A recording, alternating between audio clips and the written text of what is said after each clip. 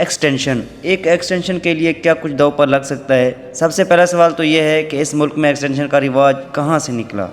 Extension کوئی چند برس کی کہانی نہیں ہے۔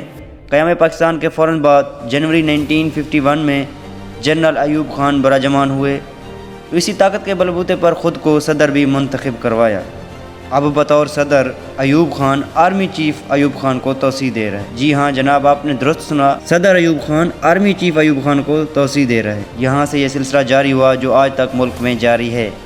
ماضی میں ایکسٹینشن کی لالچ نے کیا کچھ چھینا، ذرا سنیے۔ جنوری 1951 کو ایوب خان کا مسلط ہونا پاکستان کے لیے فائدہ مند ثابت نہ ہوا اور پاکستان کو بھاری نقصان اٹھانا پڑا۔ جنرل ایوب خان کے دور میں ہی مادر ملت فاطمہ جناح کو غدار کہا گیا اور پاکستان میں پہلا مارشل لاء بھی جنرل ایوب خان نے لگایا۔ جناب اکتوبر 1958 تک پاکستان پر مسلط رہے۔ اس کے بعد جون 1966 میں جنرل کی کرسی پر بیٹھتے ہیں جناب یحییٰ خان۔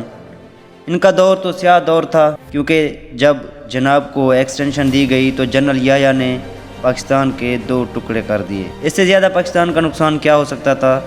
اس نے پاکستان پر دوسرا مارشل لاء لگا کر صدر بن بیٹھے۔ پاکستان کو 2 ٹکڑے کرنے کے بعد مجیب الرحمان سے کہتے ہیں ادھر تم ادھر ہم۔ یہ جنرل صاحب دسمبر 1971 تک براجمان رہے۔ یہ ایکسٹینشن والا کام بڑے شوق سے جاری تھا اور اس بار پاکستان پر شب خون مارتے ہیں مارچ 1976 کو جنرل ضیاء الحق صاحب۔ اس جنرل صاحب کی دلچسپ بات یہ ہے جس نے اسے جنرل بنایا تھا اس نے اسی کا ہی تختہ الٹ دیا، مطلب وزیر اعظم ذوالفقار علی بھٹو کا۔ اس جنرل صاحب نے یہاں تک بھی کہہ دیا کہ میں ہی محب وطن ہوں، باقی ملک کے اندر اور ملک کے باہر جو رہتے ہیں سب غدار ہیں اور ملک کو نقصان پہنچا رہے ہیں۔ ضیاء الحق نے خود کو اتنا طاقتور بنایا کہ اس نے بھی ایکسٹینشن لی اور خود صدر بن بیٹھے۔ اس صاحب کو پاکستان نے اگست 1988 تک برداشت کیا۔ یہ آدمی اس قدر غلیظ انسان تھا کہ اس کو قبر بھی نصیب نہیں ہوئی۔ یہ جہاز حادثے میں جہنم واصل ہوئے۔ کچھ سال بعد ایک بار پھر ایکسٹینشن کا کیڑا جاگتا ہے جنرل مشرف کو۔ اسے نواز شریف نے جنرل بنایا اور اس نے بھی نواز شریف کا ہی تختہ الٹ دیا۔ یہ پاکستان پر مسلط ہوتے ہیں اکتوبر 1998 میں۔ اس کے دور میں پاکستان نے کافی نقصان برداشت کیا اور جناب جنرل سے سیدھا صدر بھی بن گئے اور جناب کو پکارا جاتا تھا جنرل صدر پرویز مشرف۔ دونوں عہدے انجوائے کر رہے تھے لیکن بعد میں جنرل کا عہدہ چھوڑ دیا اور 2007 تک صدر کی کرسی پر براجمان رہے۔ اس کے دور میں 80,000 پاکستانی شہید ہوئے جو کہ پاکستان کی تاریخ کا سب سے بڑا جانی نقصان تھا۔ ایکسٹینشن والا کیڑا پھر جاگتا ہے جنرل باجوہ کو۔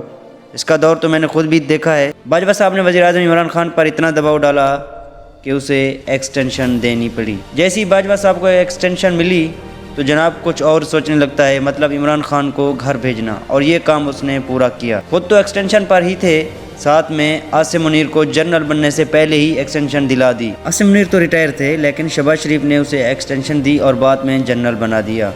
ابھی کی بات کریں تو ایکسٹینشن بچے بھی دینے لگی ہے۔ جی ہاں جناب، اب ایکسٹینشن بچے بھی دینے لگی ہے۔ اب ایکسٹینشن صرف چیف آف آرمی سٹاف تک محدود نہیں رہی، DGISI بھی توسیع پر ہیں اور چیف جسٹس بھی ایکسٹینشن کی راہ ہموار کر رہے ہیں۔ اب جس کا جہاں بس چل رہا ہے وہ اب ایکسٹینشن کے بارے میں ہی کام کر رہا ہے اور اپنی توسیع چاہتا ہے۔ ہر عہدے میں جو بیٹھا انسان ہے وہ اپنے لیے ایکسٹینشن کی راہ ہموار کر رہا ہے۔